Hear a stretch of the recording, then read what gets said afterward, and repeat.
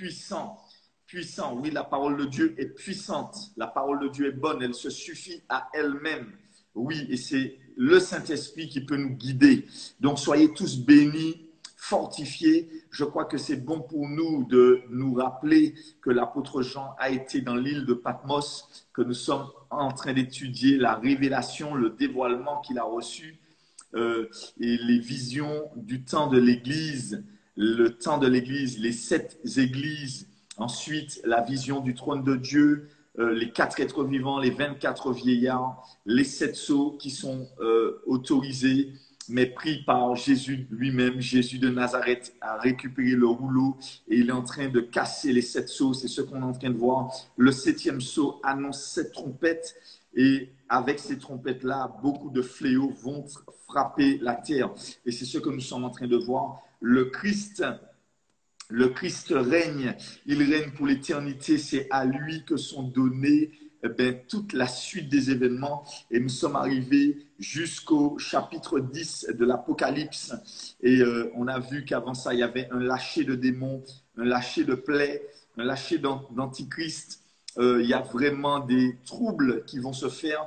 Et je vous dis, depuis l'année 2017-2018, depuis que ce gouvernement est en place, on a vu à échelle moindre, mais c'est exactement ce qui va se passer, mais ce sera à échelle beaucoup plus grande, ce sera plus mondial. Quand on dit mondial, le monde, on parle de tout ce monde romain qui sera rétabli.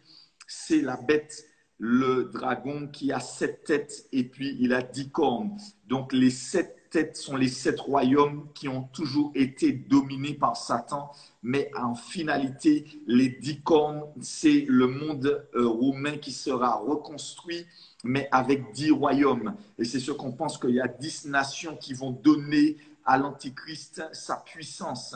Sa propre puissance viendra de 10 personnes qui vont le propulser en avant.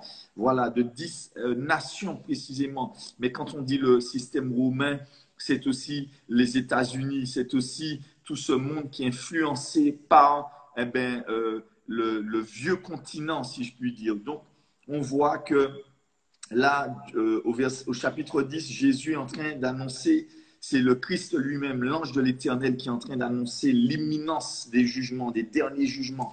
Et on voit que l'apôtre Jean récupère le livre qu'on pouvait voir ni lire, et il l'avale, il le mange et il annonce, il prophétise des jugements, il prophétise la finalité pour que le royaume de Jésus-Christ puisse s'installer.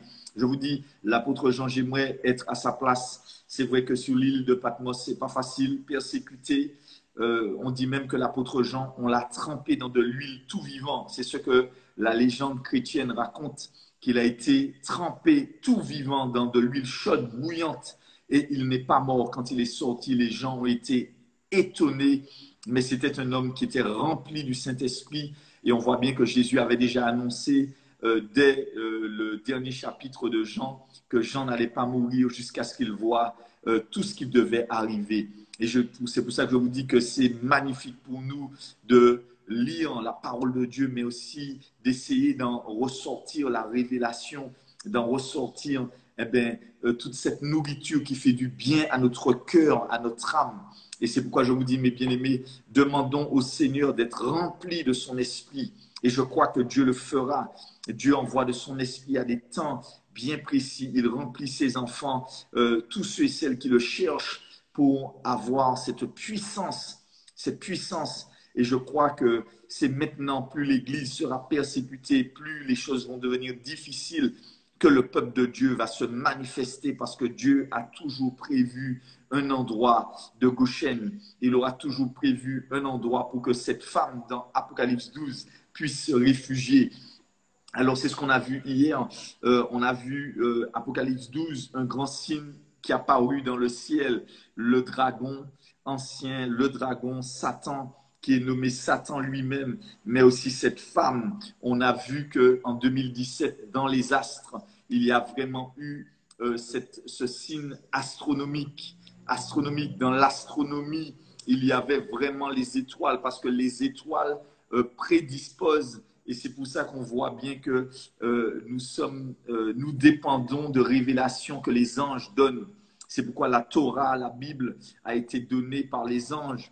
Oui, c'est le doigt de Dieu lui-même qui a écrit, mais par l'intermédiaire des anges. Et c'est ce qui est magnifique, c'est que Dieu régit toutes choses, il est en haut, et à travers les différentes entités, les principautés, les dominations, l'homme reçoit une influence et il est dirigé. Et c'est pourquoi nous, maintenant, nous avons reçu le Saint-Esprit pour qu'au milieu de cette influence démoniaque sur le monde, parce que Satan est dans le deuxième ciel, il est en train de faire blocus entre le troisième ciel et la terre. C'est ce qu'on voit dans la parole. Ce sont des textes bibliques qui disent ça, que l'ennemi essaye de faire opposition. Et quand on lit tous les passages de la parole de Dieu qui parlent du combat spirituel, on comprend que c'est bien ça. Il se tient au milieu et il fait cette interférence. Il essaye de stopper les prières, de stopper l'action entre le ciel et la terre. Et c'est pourquoi nous devons prier que ton règne vienne. Mais c'est un modèle de prière, ce n'est pas une récitation. Et c'est pourquoi à partir de tout le Notre Père, on peut comprendre qu'il y a un vrai combat, qu'on doit demander à Dieu, prier le Seigneur. Mais maintenant, nous avons accès auprès du trône de Dieu, non pas par nous-mêmes, par notre propre force, mais à travers le sang de Jésus. Mais ça veut dire aussi que nous avons une action dans la prière à mener.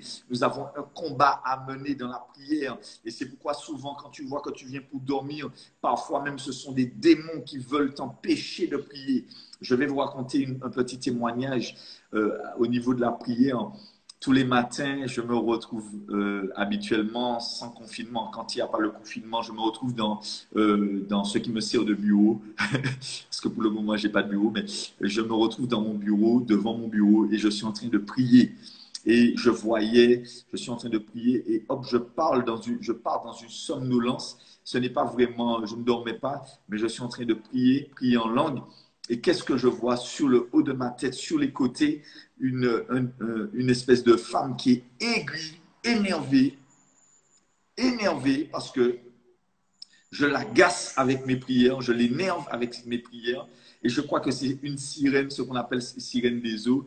Je crois que c'est une sirène qui tient la Martinique à cause des eaux qui sont tout autour. Je crois vraiment que l'activité démoniaque dans les îles se voit très fortement par les sirènes. C'est elles qui envoient ces esprits de séduction, qui envoient les habits pour les femmes, qui envoient tout ce dénudement, mais aussi cette séduction, même dans la musique très rythmée, la musique très love, très zouklovée. Voilà, je crois vraiment que c'est l'ennemi. L'ennemi est dans le ciel, mais il imite le gouvernement de Dieu. C'est-à-dire qu'il y a Satan qui est le chef, et puis il donne à certains de ses anges, des démons, pas forcément des démons, mais des anges déchus, il leur donne ce pouvoir et ils agissent avec les démons dans le corps des gens. Et c'est là qu'on voit l'activité démoniaque qui se fait. Et c'est pourquoi nous avons un combat à mener. Oui, le sang de Jésus nous a ouvert l'accès. Et c'est avec le sang de Jésus, par la foi, que nous activons les anges qui sont de notre côté parce que Dieu nous répond. Et ce soir, c'est ce que nous allons voir. Nous allons voir cet épisode avec l'archange Michel. Donc, on donne une description du dragon au verset 4 qui se tient devant la femme et qui voulait dévorer son enfant. C'est comme si l'ennemi se trouve là et il attend de récolter, de faire cette récolte, mais malheureusement, Christ est la tête. Il est la tête de cet enfant qui va diriger les nations avec un sceptre de fer. Je crois que nous serons tous, je crois vraiment que le QG sera à Jérusalem. Le QG sera à Jérusalem. De toutes les manières, l'Antichrist, c'est ce qu'il vise. Il vise à s'asseoir en lieu saint. Il vise à tourner toutes les nations et à conquérir Jérusalem pour que Jérusalem soit finalement la capitale de l'Antichrist. Mais nous allons voir la grandeur du Seigneur notre Dieu, parce que Jésus lui-même, il va régner à Jérusalem. On pense même que David sera l'un de ses premiers. Il sera comme son premier ministre ou le président de la nation, mais Jésus sera le roi des rois et le Seigneur des seigneurs. Et c'est pourquoi le règne davidique ne va pas prendre fin, parce que Jésus-Christ est le fils de David, mais il est le Seigneur de toutes choses. Et c'est pourquoi Jésus a même dit Comment David peut-il dire, le Seigneur a dit à mon Seigneur, assieds-toi à ma droite? C'est parce que le Fils de Dieu est déjà même avant David. Et c'est pourquoi Jésus lui-même va régner à Jérusalem. Il sera le roi des rois. La Bible nous dit ça, qu'il y aura un temps messianique comme on n'aura jamais vu. La Bible nous dit qu'il y aura une telle pollution, un tel problème que quand Jésus va revenir, la terre va glorifier son nom. Même les arbres des champs vont battre des mains tellement la nature sera excitée et heureuse de voir le roi des rois et le Seigneur des seigneurs. Quand le roi des rois va marcher devant nous, les arbres des champs vont revivre. Les arbres des champs vont revivre, les plantes vont revivre. Nous allons assainir des lieux qui étaient détruits, ravagés par la guerre, par les pestes, par les famines. Et quand ce temps sera là, il y aura une telle paix parce que le dragon, le serpent ancien sera enchaîné. Et c'est ce qu'on va voir avec le personnage, l'un des personnages principaux de cette guerre victorieuse. C'est l'archange Michel, un fidèle ange de Dieu, un fidèle envoyé de Dieu, un fidèle parmi les anges, un chef des anges. Et c'est ce que nous allons voir ce soir, mais ce sera un temps merveilleux, extraordinaire. Il me tarde, j'espère qu'il ne reste que 7 ans, parce que Jésus revient très bientôt, je pense. Je l'espère que ce sera encore cette année. Chaque année, j'espère que c'est la dernière année que je passe sur la terre. Et j'espère que c'est ton cas aussi. Le monde n'a plus rien à me donner. Voilà, si je reste, c'est pour que l'Église de Dieu puisse arriver jusqu'au bout, pour que moi-même j'arrive jusqu'au bout, mes enfants, mon épouse. Oui, c'est ça qui est important. Ma famille, ceux qui sont proches de moi, ceux qui travaillent avec moi de toutes les manières, et le peuple de Dieu qui reste encore à sauver. Mais sinon, on n'a plus rien à faire quand on voit, quand on a vu ce qui se passe dans le ciel. On a hâte d'y être et de connaître notre Sauveur. La Bible nous promet d'être avec Jésus pour toujours. Ce ne sont pas des blagues. Et quand on lit la parole de Dieu, on voit bien que les choses sont en train de se préciser. En tout cas, soyez vraiment bénis de suivre la parole de Dieu comme ça avec moi depuis le confinement. Nous avons commencé à faire l'Apocalypse dès la 2e semaine et je trouve ça merveilleux. On est en train de dévorer la parole de Dieu, d'emmagasiner une connaissance non seulement mentale, morale, mais aussi spirituelle. Je crois que le Seigneur Jésus a déjà transformé beaucoup de choses dans ta vie. Je crois que tu pourras mieux te consacrer à la prière. Je le crois sincèrement que tu vas aimer les réunions de prière.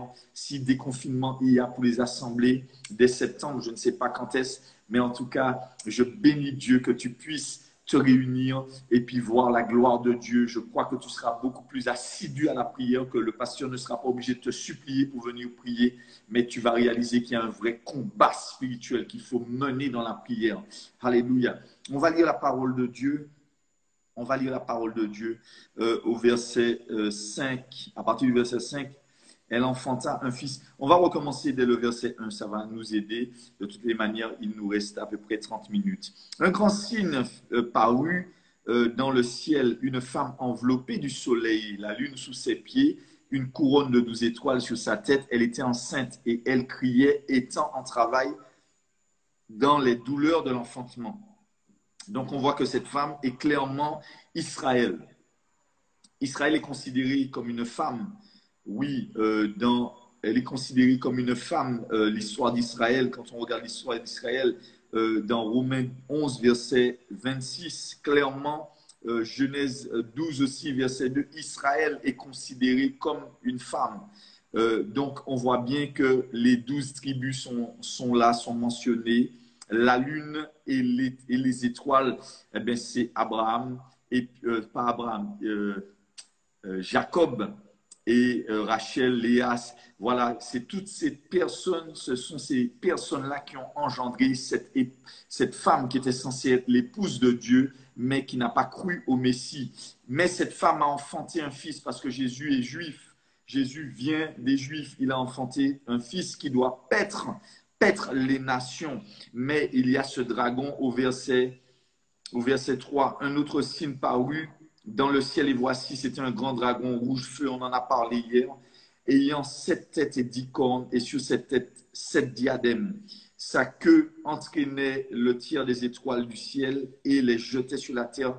le dragon se tint devant la femme qui allait dévorer, afin de dévorer son enfant, qu'elle a enfanté afin de dévorer son enfant lorsqu'elle aurait enfanté. Elle enfanta un fils qui doit paître toutes les nations. Comme je vous ai dit, la tête est dans le ciel, mais le corps, c'est les 144 000. Ce sont les rachetés du Seigneur. C'est ceux qui doivent régner avec Christ, qui doivent paître les nations. Et pour revenir à l'intronisation du Seigneur Jésus à Jérusalem, je crois que les premiers ministres ou les principaux dirigeants de ce royaume seront avec les 144 000, parce que je crois que le peuple juif connaît mieux que nous-mêmes les différentes façons des coutumes des Juifs, mais aussi ils sont beaucoup plus renseignés que nous sur Hachem, sur la manière de faire de Yeshua HaMashiach, donc qui est le Messie. C'est un Juif. C'est comme ça, c'est le peuple choisi de Dieu. Mais Dieu ne fait pas d'acception de personne. On aura toujours cette place dans son cœur. C'est ce qui importe. Mais chacun d'entre nous, nous aurons différentes responsabilités, même si nous allons régner avec Christ. Et il faut savoir que le peuple d'Israël a beaucoup, beaucoup souffert à cause de la Torah, à cause du Messie. Beaucoup, beaucoup souffert. Ils ont même été voilés par Dieu afin qu'ils ne reconnaissent pas le Messie pour que nous puissions le reconnaître. Donc voilà. Alors verset 6, et la femme s'enfuit dans le désert où elle avait un lieu préparé par Dieu pour être nourrie pendant 1260 jours. Il y a toujours un endroit que Dieu va garder pour ses enfants, pour que son plan s'accomplisse. On voit bien que quand Jézabel avait fait un ravage, elle avait tué les prophètes de l'Éternel. L'Éternel s'était réservé 7000 prophètes. 7000 ou 700, 7000. Oui, je sais que Dieu s'était réservé des prophètes. Et c'est ce encore qui va se faire. Dieu va se réserver des prophètes. Il va se réserver ses enfants. Et c'est ce qu'on voit qu'il y avait un lieu. On appelle ce lieu Pétra. Selon des commentaires que j'ai lus, il y a un lieu dans le désert qui lui sera donné à cette femme. On pourra en revenir plus loin. Mais ce soir, nous allons vérifier nous allons lire la parole de Dieu à partir du verset 7. Verset 7. Si tu es avec moi ce soir, mets un petit pouce. Mets un petit pouce. Mets un petit pouce. Voilà, pour me montrer que tu es là. Alléluia. Alléluia. Mets un petit pouce pour me montrer que tu es là et je bénis l'Éternel. Tout secours est dédié pour Joïc. Secours est dédié pour Joïc. Nous demandons au Seigneur qu'il se réveille de ce coma, malgré l'adversité, malgré peut-être l'abnégation de la famille que Dieu est. Mais nous déclarons que Joïc se réveille pour la gloire de Dieu et qu'il pourra raconter ce qu'il a vu. Nous déclarons que Jésus-Christ va l'utiliser. C'est ce que nous demandons au Seigneur. Nous demandons au Seigneur de l'utiliser, qu'il se réveille, qu'un souffle de vie retourne en lui. C'est ce que je demande à Dieu. Je n'ai pas eu plus de précision par le Seigneur, mais nous demandons, nous avons l'autorité de demander, d'intercéder. Alléluia. Donc, gloire à Dieu pour toi qui écoute ce soir. Voilà, donc, à partir du verset 7. Et il y eut guerre dans le ciel. On lit avec moi, on y va? C'est bon, tu as ta Bible, j'espère. Hein? Ta Bible et ton petit cahier. Ok. Il y eut guerre dans le ciel. Michel et ses anges combattirent contre le dragon. On a vu que le dragon était un serpent au début, mais il est devenu un dragon à cause du péché. C'est pourquoi tu dois arrêter le péché. C'est le péché qui nourrit Satan. Oui, c'est l'endormissement spirituel qui donne l'accès à Satan. Si toute l'Église s'était mise à se sanctifier, à prier, jeûner, je crois qu'on aurait pu arrêter ce Covid dès la Chine. Oui, mais on n'avait pas cette conscience, cette réalité spirituelle des choses. Mais le Seigneur utilise le mal aussi pour le bien. Le Seigneur est en train de me dire, mais tu priais pour que les gens se tournent vers moi. Et bien voilà, la vente de Bible, à ce qu'il paraît, a augmenté de 140%. Ah oui, les gens se tournent vers la prière. Les gens vont sur les réseaux sociaux chercher des paroles de Dieu pour être édifiés, grandis. Et c'est pourquoi je vous exhorte, je vous encourage à inviter des gens pour qu'ils entendent la parole de Dieu, qu'ils soient au courant des news bibliques.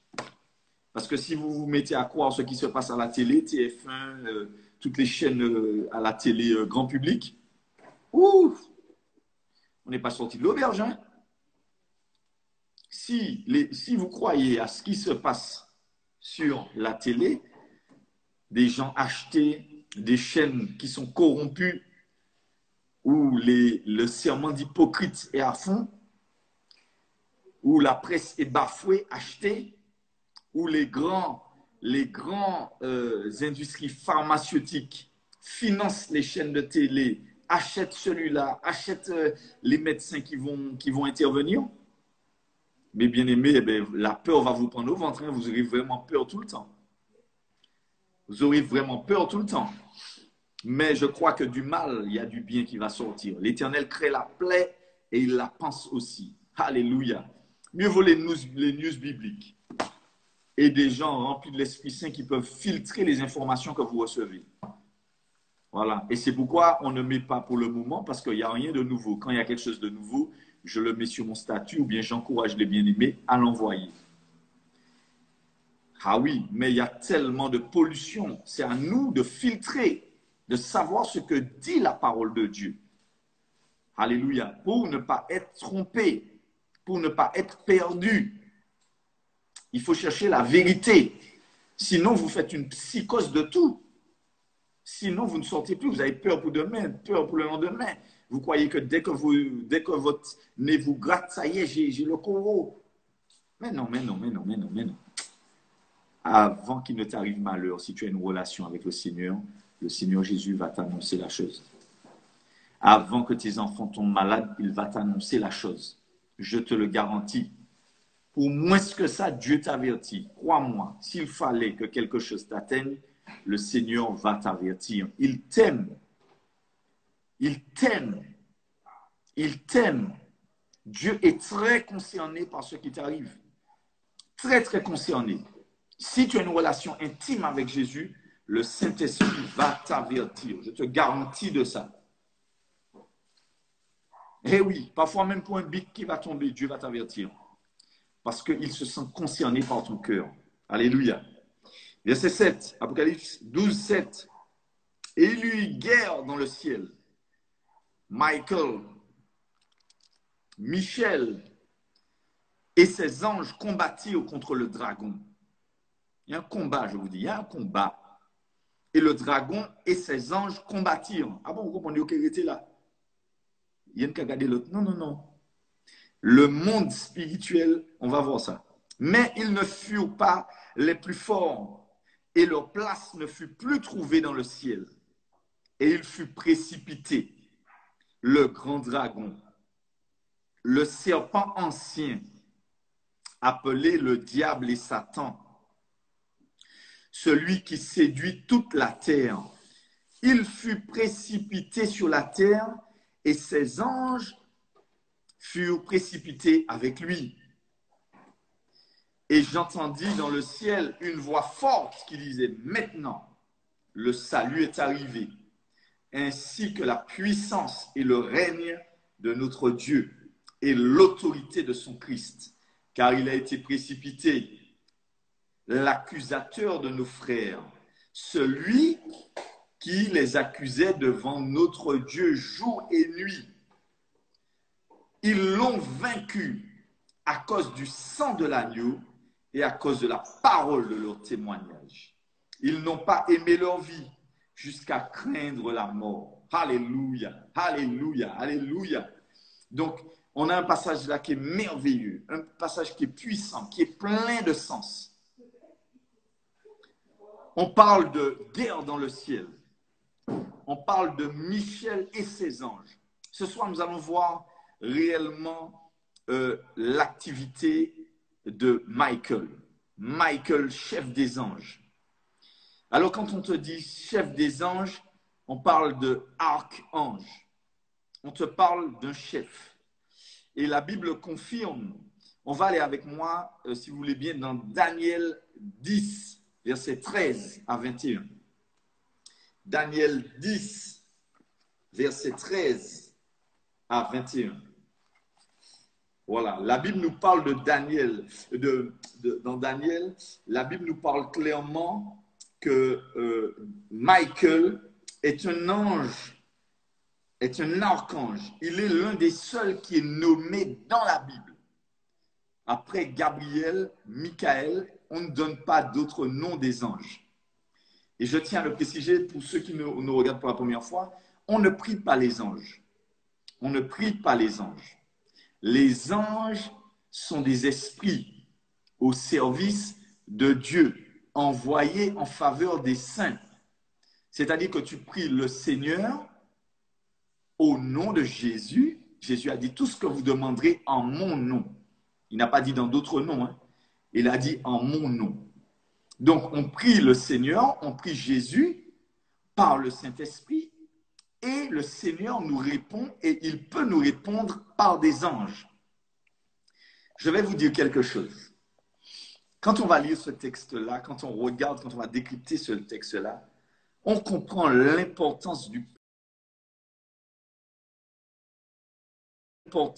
personnage Michael. Allons-y, on va voir. Michael est présent dans le Maman. On le présente toujours, on appelle toujours cette entité spirituelle-là quand il y a un gros combat, mais pas n'importe quel combat.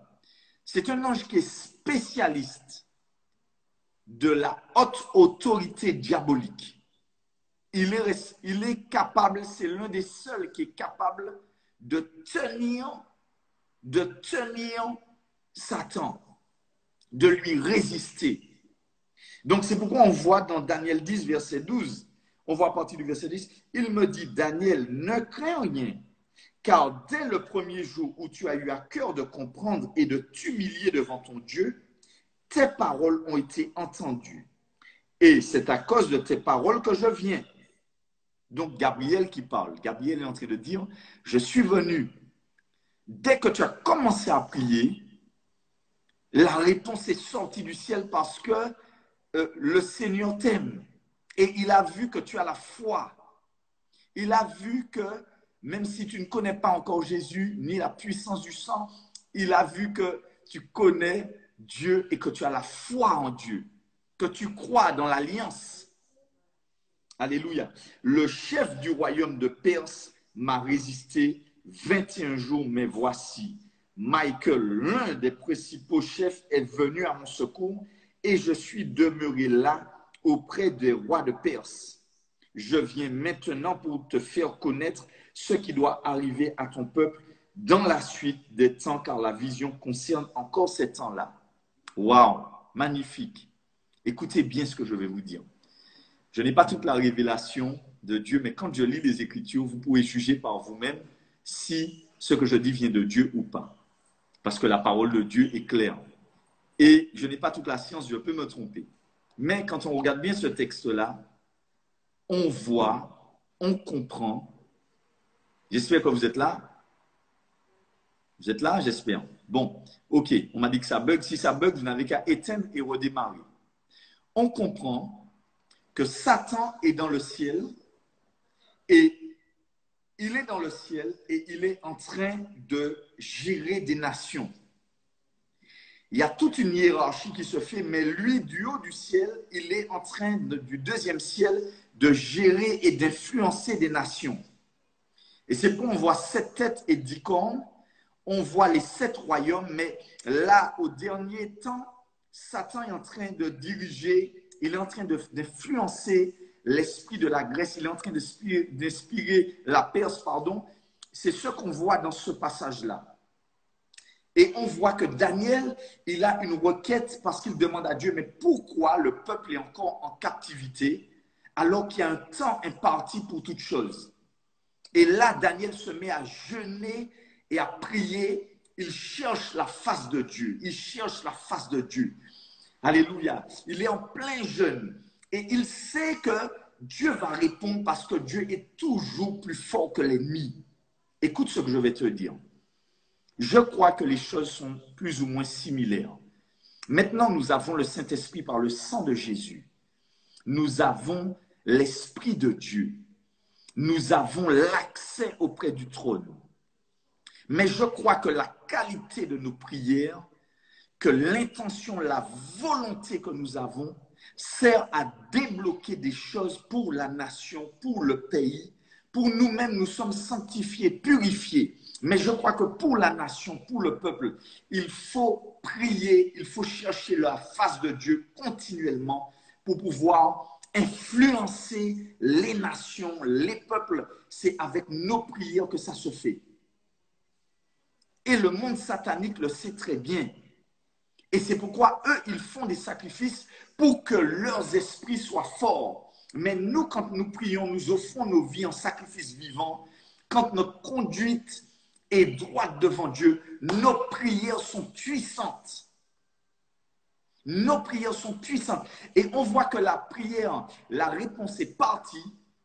Mais à cette époque de Daniel-là, la réponse est partie, mais il y a eu comme une opposition.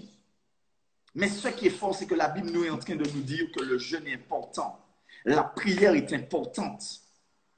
Écoutez, quand Daniel s'est mis à prier, quand il s'est mis à prier, à jeûner, ça a donné de la force au peuple, aux anges de Dieu, et en particulier Michael. Il a été envoyé pour résister à Satan. L'archange Michael s'occupe des gros dossiers de Dieu. Des gros dossiers, des dossiers délicats de Dieu.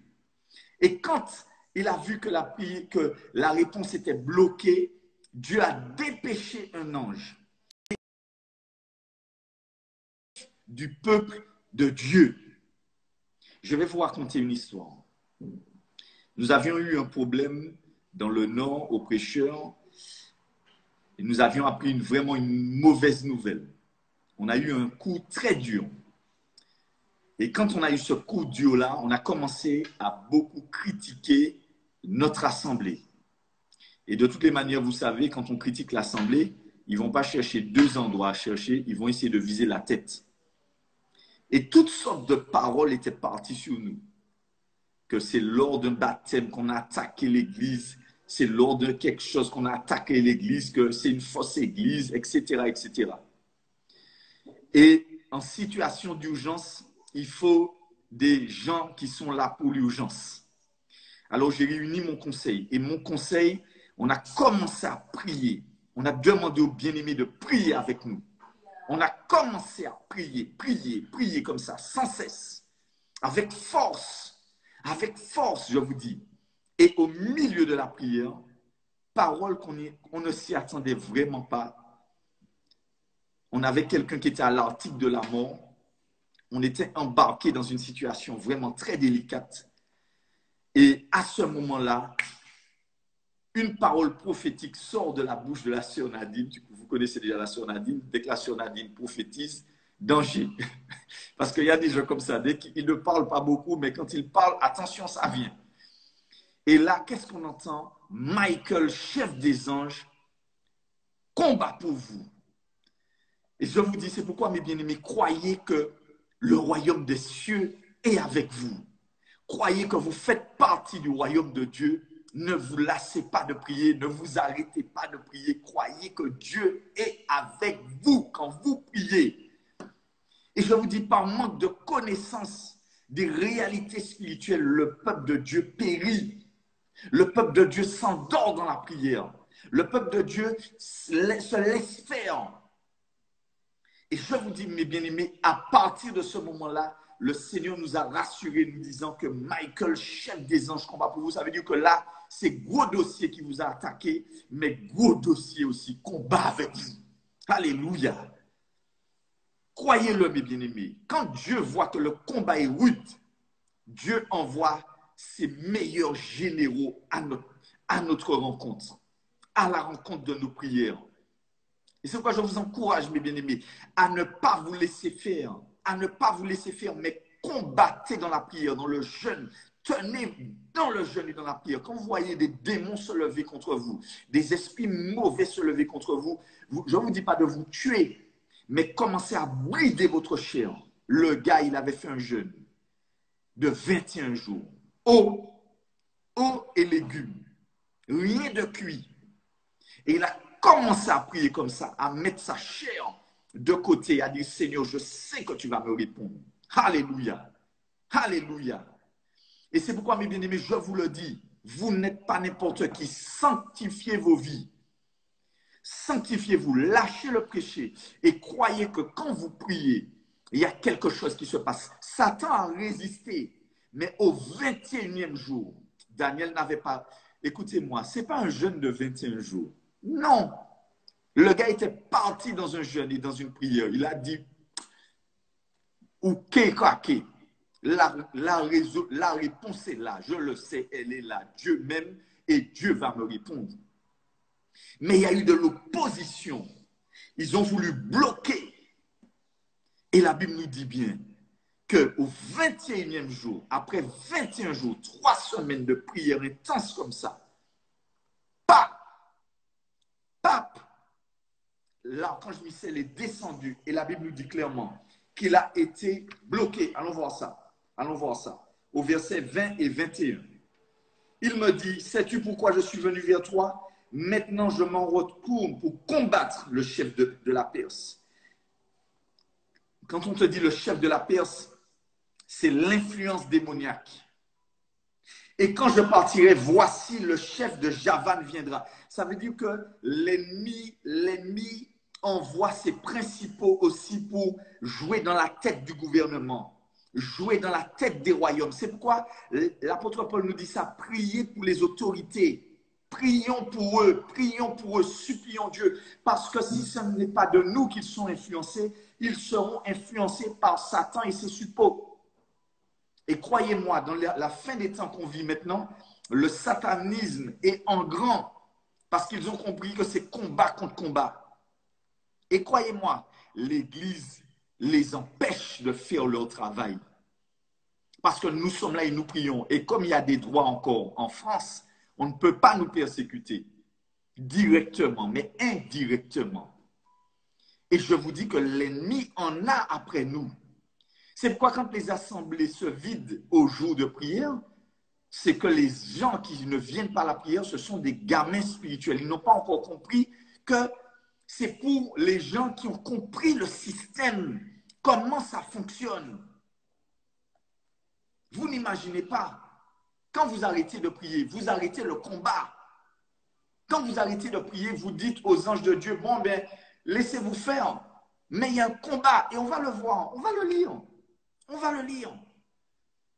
Parce qu'on pense que cette situation, c'était que quand du temps de Daniel. Maintenant, il y a le sang de Jésus. Cool, pépère, nous sommes bien. Non, non, non.